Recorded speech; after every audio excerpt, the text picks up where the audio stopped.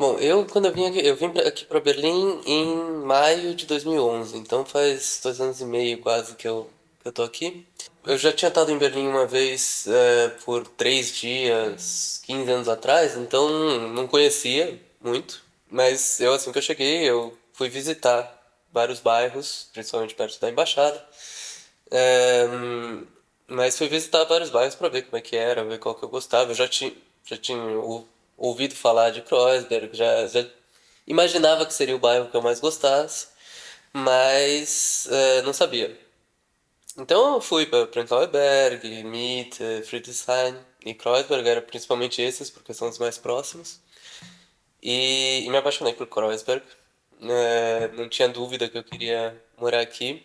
E principalmente aqui perto, aqui a gente está 2 quadras da Oranienstraße, que é a rua que eu acho aqui em Berlim que tem os restaurantes, os bares, é, as lojas que eu mais gosto.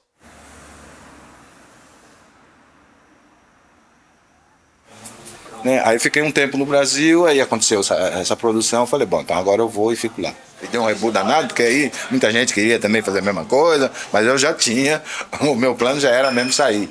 Alors, moi je suis arrivée en 97 à Berlin. Je venais de finir des études d'assistant de gestion de PME PMI qui me convenaient pas trop en fait. Mais pendant mon BTS, enfin les 2 ans de ma formation, j'avais commencé à faire du théâtre. Et le théâtre m'a ouvert de nouvelles perspectives. J'ai découvert, voilà quoi, un autre monde où j'ai reçu un fax. Il y a peut-être moyen d'aller à Berlin pour 6 mois ou un an. Ça te branche? Et moi, je voulais pas rester en France. Je voulais voir le monde. J'en avais marre de la France. Je savais pas quoi faire. Donc j'ai réfléchi un peu. Je me suis dit, ah, Berlin, ça doit être bien quand même, hein. Alors moi je m'appelle Gaëlle, mais mon nom d'artiste c'est Nikita. Oui, j'habite à Friedrichshain, c'est à l'est, c'est de l'autre côté de la Spree. Moi c'est Nikita Co, donc je collabore forcément avec quelqu'un. Je veux le mélange de travail, d'autres inspirations. Pas juste moi et mon crew. Oui, c'est ça. Quando eu vim para Berlim, eu vim bem direcionado, porque antes de eu chegar a Berlim, em São Paulo eu tive contato com estudantes estudavam em Berlim, nas universidades aqui. E eles já deram todo um perfil da cidade. Ich habe zuerst nur Geschichte und Latein studiert in Freiburg und Münster. Und damals konnte man noch sehr frei und lange studieren. Danach musste man bei uns solch eine Referendarzeit machen, also eine Zeit, bevor man richtig Lehrerin ist. Dann war ich Lehrerin in Bielefeld und dann habe ich beschlossen, ich möchte nicht jetzt schon mein ganzes Leben immer so weitermachen. Bin nach Berlin gegangen in der Politzeit und habe nochmal Politik studiert. Und seitdem bin ich auch in der Wohnung. Moi, j'étais sidéré la première fois, j'ai mis pied à Kreuzberg, c'était en 2007, où je viens à Côte-Boussatoire, je vois les Turcs qui ont installé, il y a une exposition permanente de fruits, et ils sont tout le temps là, depuis des années. Où tu vas en haut, tu vois le café Kreuzberg, et dans ce café, c'est café international. Si quelqu'un vient et dit un mot raciste, on le jette dehors. Tout le monde est mélangé, et tout le monde crie les mêmes émotions.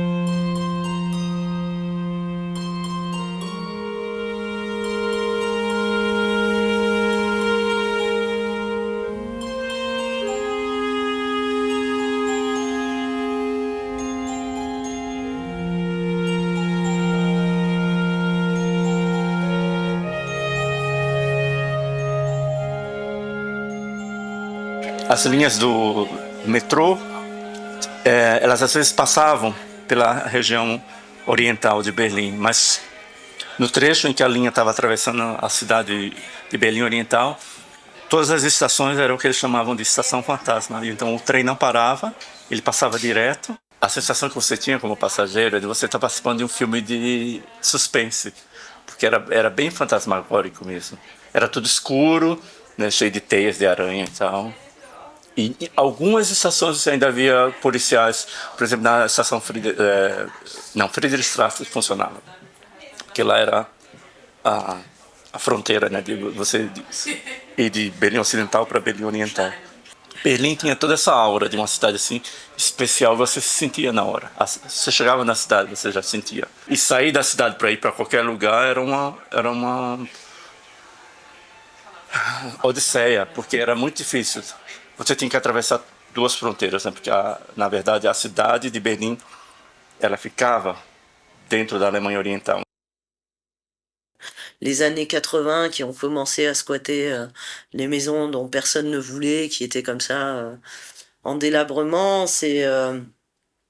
ouais, c'est les Turcs qui vivent ici, qui font leur vie aussi, parfois complètement à part. Enfin, c'est des mondes qui, je dirais pas qu'ils sont super en communication, malheureusement. Uma coisa interessante, que quando eu estava em Frankfurt, em 83, eu queria vir para cá, né? E nenhum alemão queria me trazer. Ele falou, eu sou alemão, não vou passar por aquele meio para mostrar meu passaporte, de jeito nenhum. Eles voavam, mas de carro não. E depois tinha uma outra história também, se você andasse com BMW, um carro super chique, então a multa que eles te davam era maior. Porque aquele tempo tinha, que era marco alemão, e lá eles tinham outro tipo de marco também, uma moeda que inclusive era abaixo do marco daqui, né, do outro lado, né. E esse aeroporto famoso que é a história, né, a história daqui, aqui é a ponte aérea da guerra aqui que... Tempelhof, não. Tempelhof, exatamente.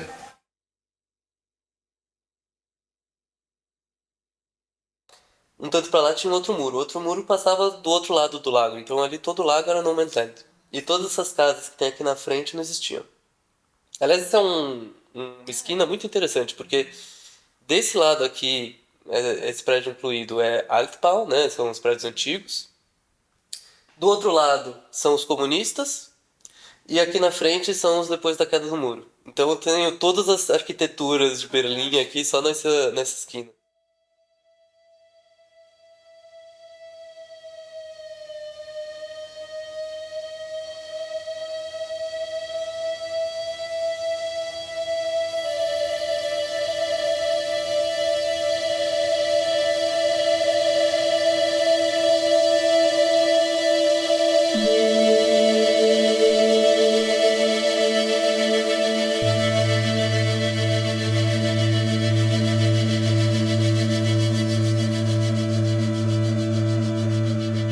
Mas era tão fascinante, e a sensação um pouco de você estar entrando num túnel do tempo, porque a cidade ainda tinha, assim, no final dos anos 80, um pouco as características daquela cidade pós-guerra, né? Você ainda encontrava muitas fachadas de edifícios, ainda com as marcas das metralhadoras, das bombas. E a cidade tinha uma dinâmica completamente diferente do que você pode conhecer hoje em dia. Mit dieser Mauer zu leben, für uns war es nicht schwierig. Also, weil wir meine Mutter in Bielefeld hatten und wir hatten, mein Mann war Lehrer, da gibt es viele Ferien. Also wir waren sehr oft aus Berlin weg. Dann auch meine Mutter hatte einen großen Garten, lebte direkt am Wald. Die Kinder waren oft da. Aber ich denke mir, für Leute, die nur mal 14 Tage, 4 Wochen Ferien haben, war es sehr eng. Ne? Es gab ja nicht so viel Grün, man konnte nicht an die Seen, da konnte man nur an ganz wenige innerhalb Berlins. Das war schon eingeengt, das stimmt. Aber wir konnten oft raus, aber die Fahrten waren lästig. Man stand oft Stunden an der Grenze. Aber hier jeden Tag immer so, war das ein bisschen, hat dir das nicht schockiert oder? Na, man fand es nicht gut, aber das hat dich täglich nicht mehr dann so getroffen. Man ging ja nicht immer direkt an der Mauer spazieren. Also das war Von hier musste man bis zur Mauer ja schon doch 10, 12, Viertelstunde, 20 Minuten zu Fuß gehen. Não sei se também assim no Brasil está tão marcado isso como aqui, mas talvez aqui talvez muito mais, não? Porque aqui tem bairro com uma diversidade social muito grande. Em determinado bairro, sobretudo em Neukölln, que é bairro vizinho a Kreuzberg, mas eu acho que aqui também estão tentando iniciar isso. Ou seja, sectores empobrecidos, com prédios muito belos, digamos, ou seja, com esse estilo clássico. Então, tentam chegar aí para renovar esses prédios, para mudar a estrutura do bairro e tem feito coisas muito belas. Por exemplo, aí nesse bairro, em Neukölln, eu visitei uma colega de Heinz aí, apartamento muito belo, pessoas jovens começam a chegar, ou quer dizer, são bairros muito jovens, também Kreuzberg, não? Onde as pessoas gostam de morar aqui. Pelos preços, pela vida artística, pela vida cultural e social, não? Os bares que tem aqui não tem assim em outros lugares com tanta vida. The museum here always tells the story of Kreuzberg because, well, it's the Kreuzberg Museum, but they always told it themselves, and they now wanted to hear the stories from the neighborhood themselves, from the people. And well, the way they did that is to the curators. They didn't find information themselves. They found people from the neighborhood here that already knew the museum a little bit, or came here often, or brought things to the archives, that kind of people. And they brought them together in a group, and they are the ones who initiated contact with other people from the neighborhood, and that's how we got a whole group of people together that told the stories. And I had a group of Turkish women here last week. I did a tour in the exhibition, and 2 of them had already been here and the rest never. But now they've seen the exhibition and seen that it's actually their story that's told. They want to come back and they want to tell their own story too. So that's really nice to see that when the people see what we do here, they really want to come back and also participate in it. It's more about migration in Kreuzberg, and it's a bit about what's going on in Kreuzberg right now, because it has a lot to do with gentrification. And we have actually a new project team since a few weeks, I think, and they are especially focusing on gentrification right now because that's going on, well, really heavily here right now. They really try to make Kreuzberg a more clean and better neighborhood, but that also means, of course, for the people that already live here, that it gets more expensive and harder to remain in their apartments, and it's harder for them to live here because it gets so expensive. So that's something we try to also show in the first floor, and then in the second and third floor is Ortsgespräche, where all the stories of the neighborhood are told, and all the generation, or it's all generations we have here. So they're really young people that are born here and maybe third generation Turkish or something. They come here and tell their story, and we have people that just moved here from England or France or Turkey or somewhere else. They come here and tell their story, and so about people that lived here their whole lives and people that just got here, and it's pretty much everything. So we get a very diverse history of Kreuzberg, because it's not just from what used to be, but also how people see it now.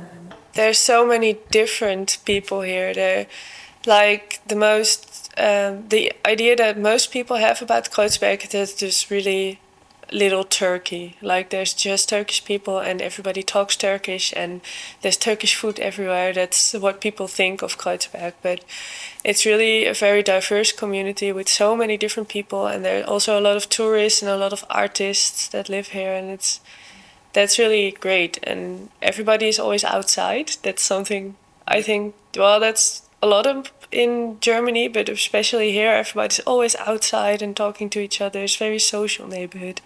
That's always so much fun when you walk around here and everybody talks to you. And it takes like an hour to get through a street because you have to talk to everybody.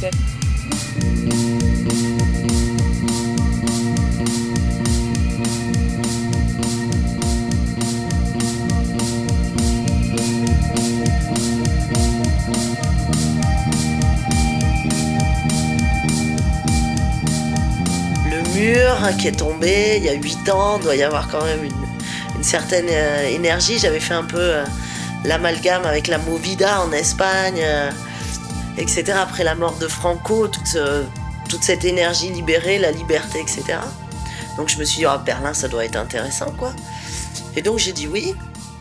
Et j'ai fait un premier échange avec la Schlesische pour les rencontrer, avant de m'installer pour 1 an. Et ouais, là j'ai découvert Berlin et la liberté qu'offrait Berlin. Moi qui venais de la campagne française, je suis tombée amoureuse et donc voilà, je suis venue le 1er mai 97. Donc le jour de la révolution à Kreuzberg. É uma cidade que tem muita arte, tem muitas coisas diferentes acontecendo, tá mudando o tempo inteiro. Dá pra ver algumas mudanças desde que eu cheguei aqui até agora, mesmo que seja pouco tempo. E bom, eu também já falava um pouco de alemão, que eu fiz um intercâmbio aqui quando eu tinha 17 anos. Então convergiu tudo para eu escolher Berlim. E um bar em cada rua, cada semana quase. Tem muita mudança. E fashion também. Tem muita coisa nova acontecendo. Principalmente aquela parte que chamam de Kreuzköln, que é na fronteira com Kreuzberg. Lá tem muitos barzinhos muito legais. Alors ici, c'est un bar où à chaque fois la façade change, souvent. Là, regardez, vous pouvez aussi voir, là maintenant il change, ça fait au moins 6 mois, il y avait une photo d'un groupe très connu qui s'appelle Seed, et maintenant ils font autre chose. On va s'approcher pour voir ce qu'ils font. Donc la plupart du temps, les artistes de rue vont dans des immeubles abandonnés, comme celui-là, et ils redécorent la façade. Oui, c'est très vieux, c'est très connu.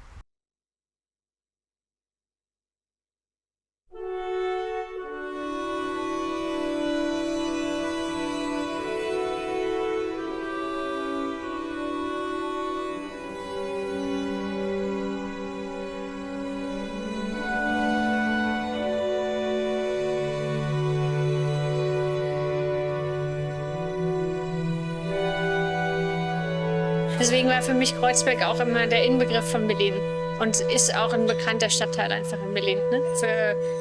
War früher vor allem für junge Leute der Anziehungsort. Jetzt hat sich das ein bisschen geändert. Aber es ist immer noch einer von den Orten, wo man gerne wohnen möchte. Kreuzberg, o bairro inteiro era um pouco mal visto não, mas assim, não muito apreciado, porque fica num canto do muro, né? Tem o rio, que era a divisão, e o muro que vinha do rio para essa direção direto, então ficava um pessoal meio longe do centro da Alemanha Ocidental, que era ali Kurfürstenstraße, Kurfürstendamm, e meio que entre os muros, né, mesmo que fosse só um canto, então muito prédio abandonado e muita ocupação. Então, muito punk, todo mundo que tinha uma visão mais alternativa e que não queria pagar aluguel vinha pra cá, ocupava um prédio, tinha milhões abandonados. E daí, progressivamente, foram acabando com todas essas ocupações. Ainda tem algumas em Berlim, mas poucas hoje em dia, né? Als Berlin sich so umstrukturiert hat nach der Wende, gab es oft dieses Phänomen, dass also diese gewachsenen Strukturen verdrängt wurden, wie in Mitte und Prenzlauer Berg. Da sind ganz viele junge Leute hingezogen, aber dann auch Leute mit Geld. Und die ursprüngliche Bevölkerung ist ausgezogen. Also hatte man sehr homogene Strukturen. Und viele haben dann dieses Familiäre vermisst. In Kreuzberg gab es nicht so viel und Zuzug. Also hatte man mehr noch gewachsene Strukturen, Familien und Alte und Junge. Es war irgendwie alles. In diesen neuen Vierteln in Mitte waren dann nur noch junge Leute plötzlich.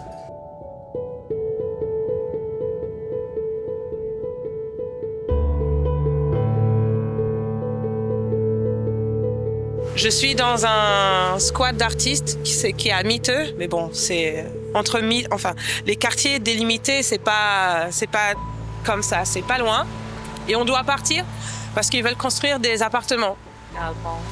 Donc, ils n'ont pas cette idée encore de faire comme les autres, d'avoir un immeuble où il y a des résidents d'artistes à l'intérieur. Parce que bon, ils voient l'argent, ding, ding, avec les loyers qui augmentent, les touristes qui viennent. Ouais. Moi, je me sens une Parisienne vivant à Berlin. Je suis en dehors de tout ça.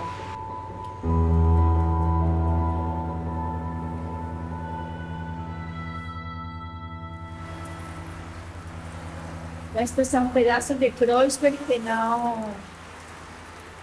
que no se parecen a esos otros que ustedes están recorriendo, ¿no? Diversas ruas o con más población turca, con más población con problemas. Aquí es otra, estamos en Kreuzberg, mas tem outras características, ¿no? Otro nivel social.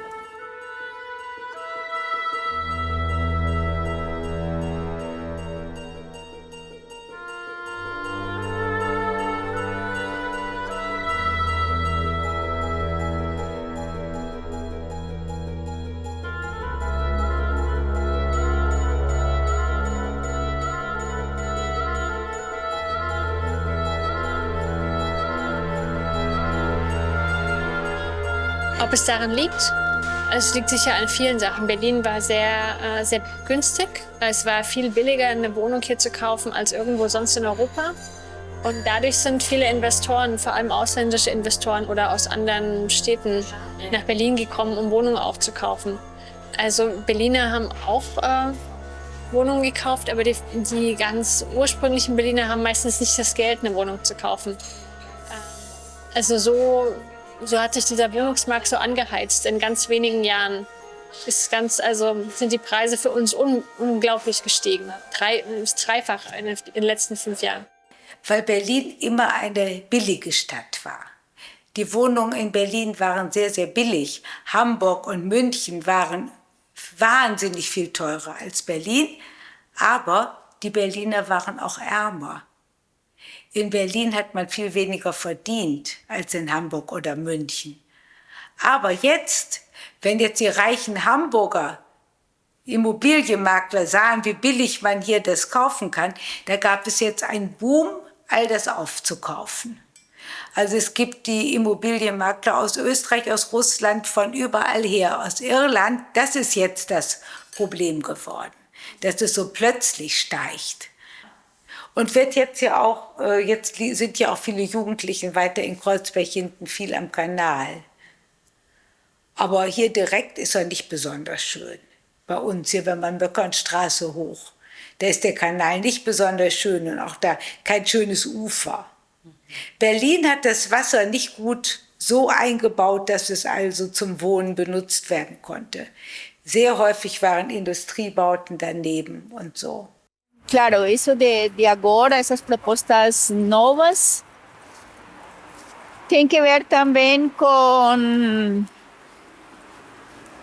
novas propostas que a cidade tem que encontrar, porque a cidade está crescendo muito, não está chegando muitas pessoas, tem problema de moradia.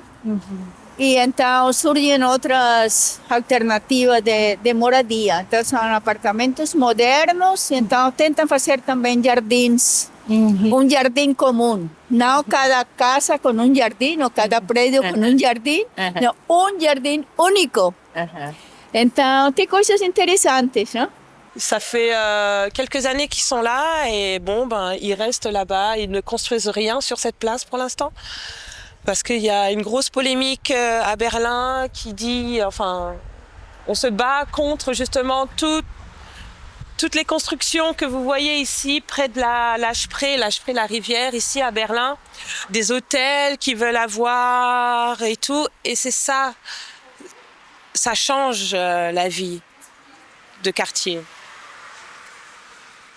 Et c'est ce qui est intéressant aussi à Berlin. Qu'est-ce que ça va devenir? Comme Manhattan, que des grosses tours, où ils savent pas encore, mais bon, ils sont vraiment prisés sur l'argent.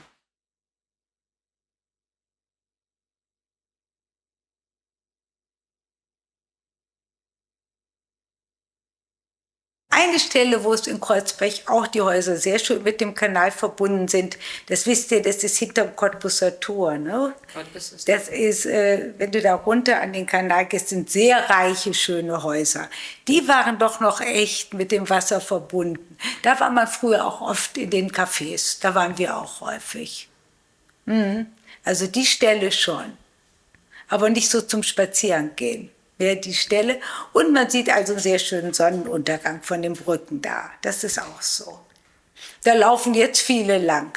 Aber ich bin nicht sportlich. Ich laufe immer meine Treppen. Ich laufe die ganz schnell hoch und runter.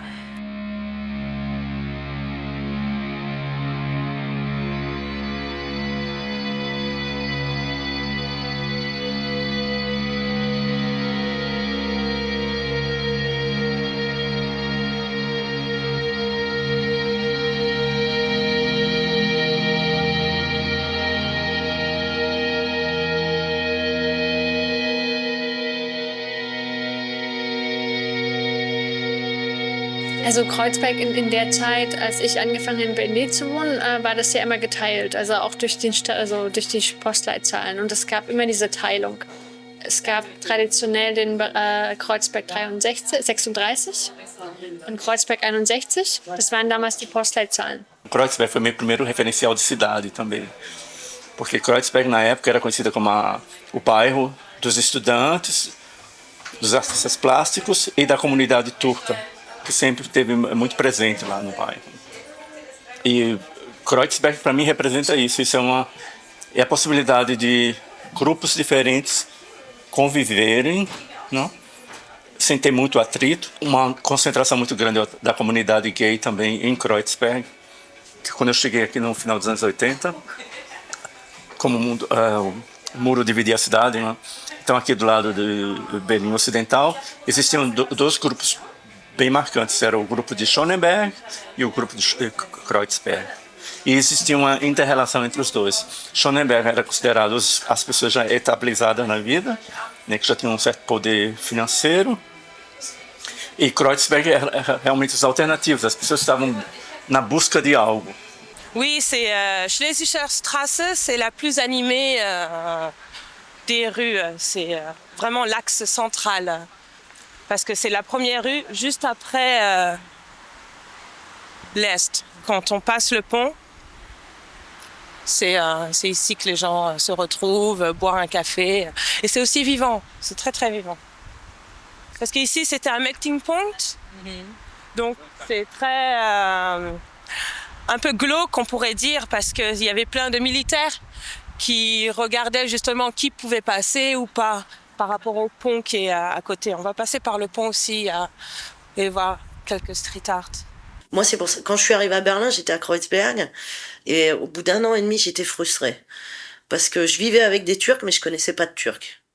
C'est toujours une communauté quand même assez fermée et voilà quoi. Et j'ai pas trouvé le moyen d'essayer d'intégrer cette culture et d'entrer en communication. C'était assez difficile, je comprenais pas. Donc ça m'a énervée, je suis partie à Prenzlauer Berg, dans l'Est, etc. Tout était à reconstruire, tout était ouvert, tout était pas cher, c'était top.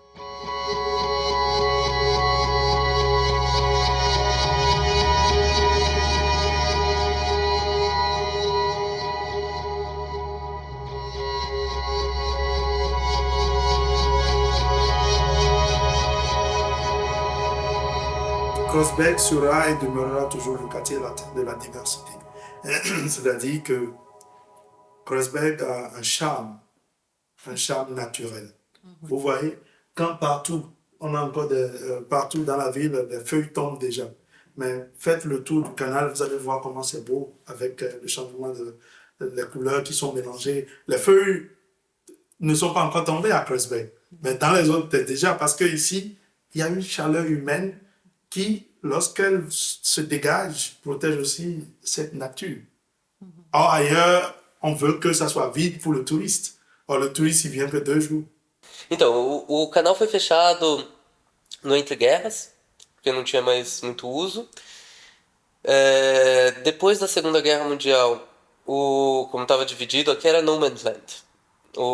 Eram 2 muros, né? Vocês sabem. Aqui, direto na frente da minha porta, era o muro maior, mais alto, e do lado da Alemanha Ocidental. Tanto para lá tinha outro muro. Outro muro passava do outro lado do lago. Então ali todo o lago era No Man's Land. En fait, il y a une continuité qui reste, mais c'est dû au fait à l'endroit où on se trouve aussi. Notre plus grande population, notre plus grand public, c'est les jeunes issus de l'immigration. Beaucoup de Turcs, voilà, des Polonais, il y en a moins dans le quartier quand même, mais bon, voilà, on a toutes les écoles avec qui on coopère depuis longtemps et qui ont 80%, je dirais, 90% de leurs élèves sont des jeunes turcs. Entre-temps, la maison a changé de directrice, donc forcément, d'autres priorités. On avait un département international assez grand, encore jusqu'en 2008-2009. Maintenant, c'est moins la priorité. On essaye de travailler, de vraiment se fixer d'un point de vue local, et puis, bien sûr, aussi de voir un petit peu avec quel pays on va travailler pour que ça ait aussi un sens politiquement. Et on a besoin aussi de pouvoir financer les projets, c'est-à-dire que les échanges franco-allemands, ça a plus trop grand intérêt pour la maison. Par contre, on se dirige vers le Liban, vers voilà, les pays musulmans où il se passe des choses aussi au niveau des changements de la société, etc. Voilà, avec qui on coopère. Ce sont plusieurs nationalités? Plusieurs nationalités. Sénégalais, Togolais, Burkinabés, Turcs, Iraniens, Syriens, Géorgiens, Arabes. Quand le réfugié arrive ici, s'il est rentré dans le système où il doit demander l'asile, tout ça, on le met dans un camp d'asile. Et dans le camp, il n'a pas le droit de quitter les 60 km de rayon de son camp d'asile. Mais le camp n'est pas dans la ville, le camp est dans une brousse. Okay. Très loin de la réalité sociale de l'Allemagne. Donc, du coup, il est isolé. Et de plus, il est isolé. Pour sortir, il faut qu'il demande la permission 2 ou 3 jours avant. Il y a tellement de lois qui le coincent qu'il ne peut rien faire. Il est obligé d'attendre. Et de chaque 3 mois, on lui donne un douldum ou un permis de rester sur le territoire allemand. Et à un moment donné, ils en ont marre. Ils ont commencé par crier leur ras-le-bol. Donc, ils ont occupé, orné une place avec le soutien de la mairie de Kreuzberg. Il y a une station de métro qui s'appelle Ostkreuz, qui vous met sur la voie que c'est à l'est. Ost, en allemand, c'est Est. D'accord. Oui. Et c'est vrai que le street art est plus présent à l'est qu'à l'ouest, parce qu'il y avait beaucoup de ruines à l'est. Il n'y avait pratiquement pas grand-chose. Donc moi, quand j'étais arrivé, j'étais venu à titre individuel parce que j'étais dans mes recherches aussi pour mon organisation, pour moi-même. Et en même temps, je voulais présenter la problématique de la migration à l'Université des Arts de Berlin ou d'EK Berlin dans le cadre de mon master en pédagogie du théâtre. Parce que pour moi, il est temps que les scientifiques aussi puissent prendre la parole. Et étant aussi un petit scientifique, je me suis dit, il est temps que je puisse amener cette réalité sur la scène et inviter mes collègues scientifiques à réfléchir. Quelle est la politique actuelle de la migration? Ou bien, quelle est la politique nord-sud que nous développons, ou bien est-ouest que nous développons en matière de capitalisme? Et comment est-ce qu'on peut aujourd'hui analyser la mondialisation? Et c'est quoi cette mondialisation? Est-ce que c'est une mondialisation qui touche les êtres humains ou c'est une mondialisation pour le matériel? qui est riche et qui est pauvre, qui crée la richesse et qui crée la pauvreté. Moi, je dis toujours aux gens que lorsqu'on dit l'Afrique est pauvre, moi je dis toujours non, l'Afrique n'est pas pauvre. On fait et on rend l'Afrique pauvre.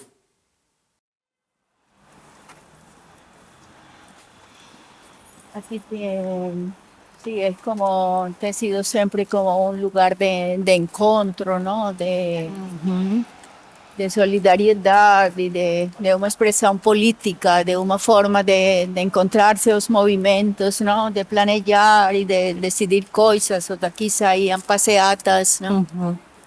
É um lugar muito... Um centro, digamos, sim, político. De resistência, mais, não? De resistência.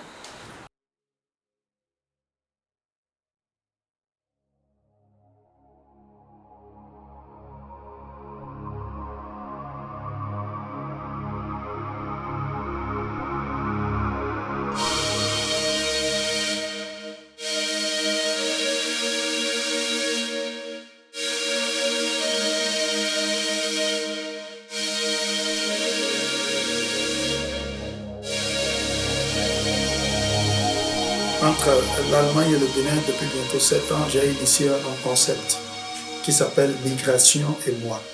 Migration, le mot, et moi. Moi, c'est qui suis-je? Mais pourquoi ce mot migration? Aujourd'hui, les politiques parlent de la migration comme si c'est un grand problème pour le monde entier. Et nous avons les conséquences en Italie, à Lampedusa. Même aujourd'hui, on a 800 personnes qui ont été accueillies. Et les gens pensent que c'est un crime de quitter le sud vers le nord. Mais pour quitter le nord vers le sud, les gens, ils voyagent facilement. Et quand on veut prendre un visa ici, c'est très simple. Mais chez nous, pour venir, c'est comme un examen. Donc moi, quand j'ai connu cette difficulté, quand j'ai été à la rencontre de la réalité là, je me suis dit, mais pourquoi c'est comme ça?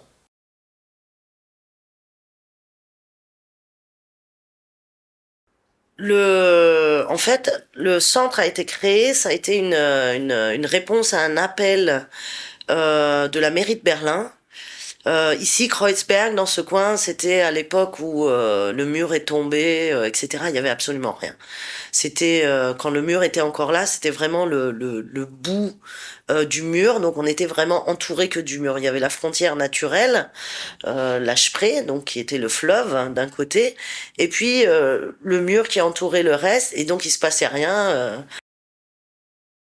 E aqui em Kreuzberg tinha muito apartamento, muito prédios inteiros, né, abandonados.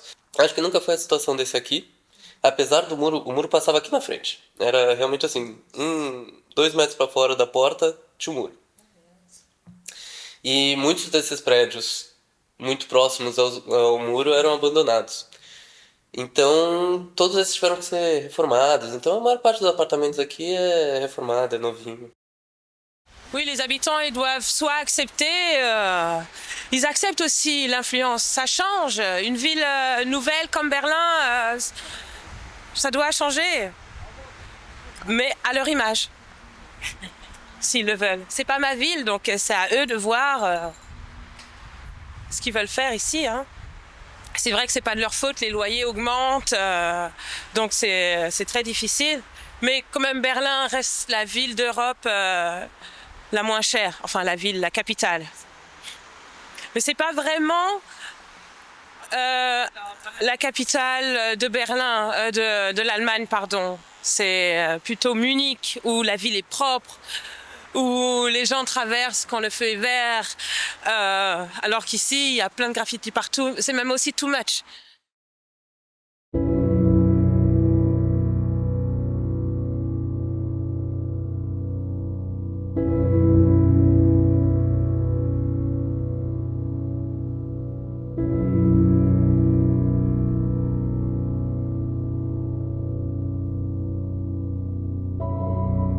Eu diria que Berlim recuperou a posição que ela tinha antes da guerra, de ser uma cidade europeia muito interessante a todos os níveis, né? Social, a nível cultural.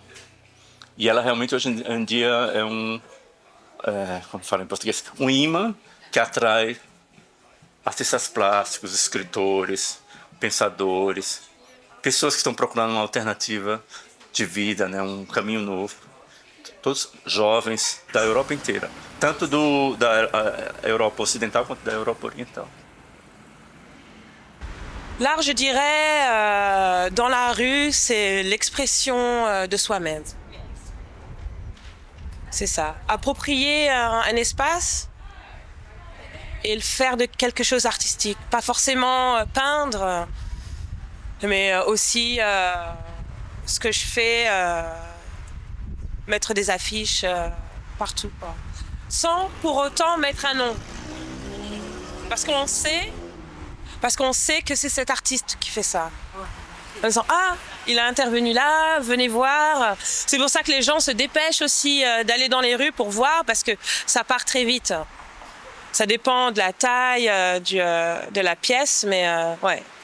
Ah, eu fiquei fazendo coisa com o GG, o GG sempre precisava de alguém para tocar um berimbau, porque ele não tinha aluno assim, alto nível, então tinha que ter alguém para tocar. Então você estava tocando berimbau para ele, tocando, a gente fazia aqui o movimento, né?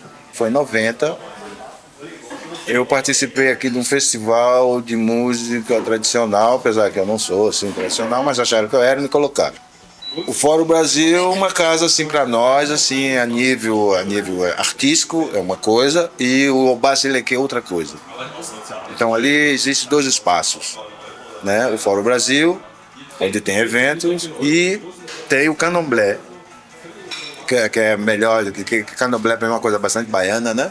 Vamos dizer, tem uma casa de matrizes africanas, ao qual é dedicada a Xangô, Aganju e Oyagbalé, né? Que é até batizada por uma comadre minha que veio para cá, que é Dona Beata de Manjá, filha de Olga da Laqueto.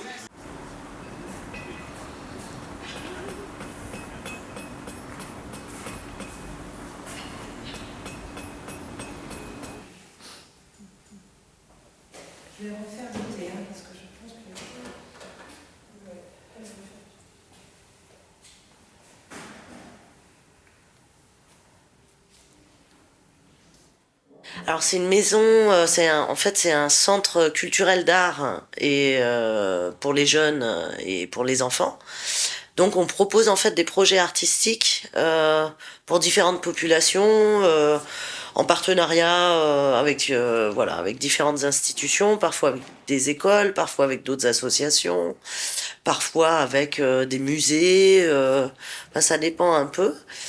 Et donc en fait l'idée c'est que les jeunes viennent ici, travaillent une semaine sur un thème avec un artiste qui va leur mettre à disposition certaines techniques et puis surtout qui va essayer de les faire sortir de leur cadre et de ce qu'ils connaissent et de tout ce conditionnement et de leur faire voir aussi un peu la perspective d'un artiste sur le monde et sur les choses qui est très différente d'un prof ou un pédagogue, etc.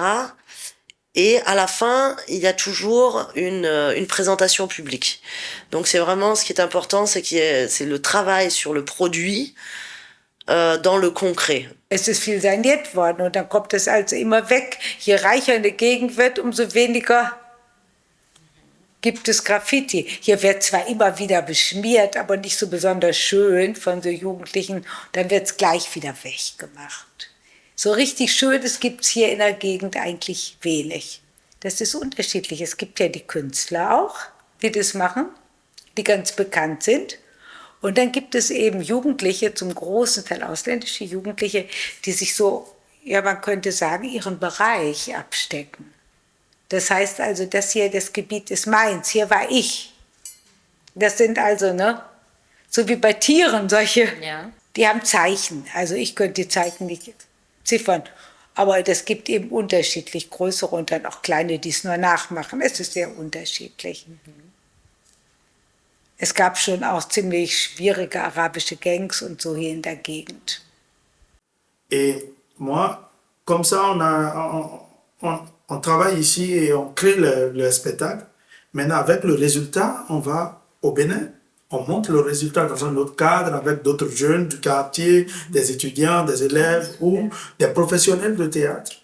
Et eux, maintenant, eux aussi, ils parlent de leur réalité. On crée encore des spectacles, même méthode, qui différencient un peu par rapport aux réalités du Nord et du Sud. Et puis, après, on revient ici avec les résultats, on présente. Donc, l'exposition qui est actuellement en cours dans une maison au sud de Berlin qui s'appelle Mehr Generation Haus, c'est une exposition qui raconte l'histoire de la migration et moi de ça qu'on a eu à faire en 2008. Qu'est-ce qu'eux-mêmes ils ont vécu quand ils ont vu l'image et comment est-ce qu'eux ils peuvent se laisser sensibiliser ou à travers eux sensibiliser leurs parents. Donc ainsi de suite, des parents ont pris part à de petits ateliers de pédagogie de théâtre où ils ont raconté leur histoire de vie en Afghanistan. C'est leur première fois, ils ont migré. Ils n'ont jamais quitté l'Allemagne. C'est la première fois qu'on quitte Berlin pour Stuttgart ou Berlin pour Munich. Donc, pour moi, c'est la seule façon que j'ai trouvée pour sensibiliser aujourd'hui le monde entier sur les questions de la migration.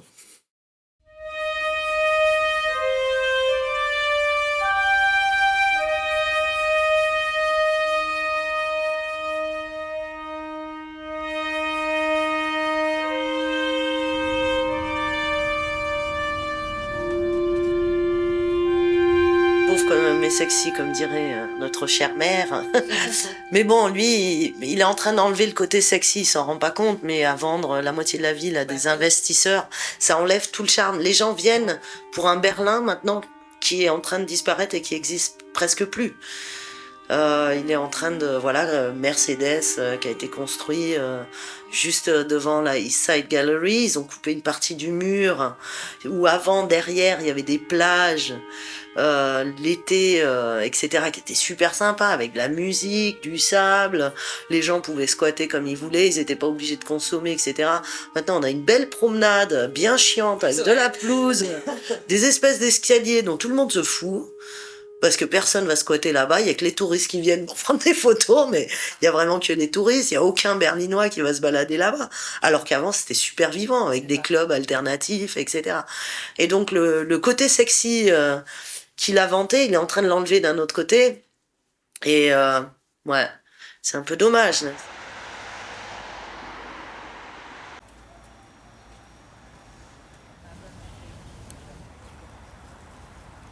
Tempelhofer Ufer geht ja die Straße, ne? Deshalb ist es so, Berlin hat nicht, ich meine, das meinte ich auch, es gibt nicht diesen Bezug direkt zum Wasser, wo keine Riesenstraße dazwischen, du kannst da nicht schön sitzen oder so am Wasser, das gibt's nicht da. Das ist am Paulinko-Ufer da eben etwas anders. Aber hier ist das nicht. Das war also nicht beliebt da oben irgendwo an der Straße oder am Wasser, gar nicht.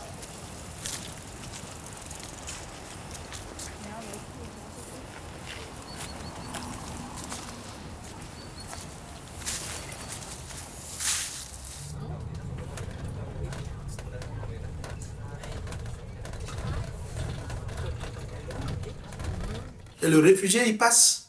Il ne va pas rester réfugié toute sa vie. C'est clair, il va changer de statut ou il va retourner chez lui où la guerre va cesser. Quand on prend les exemples des pays en guerre qui étaient en guerre avant, ils se sont calmés. Les Allemands étaient des réfugiés.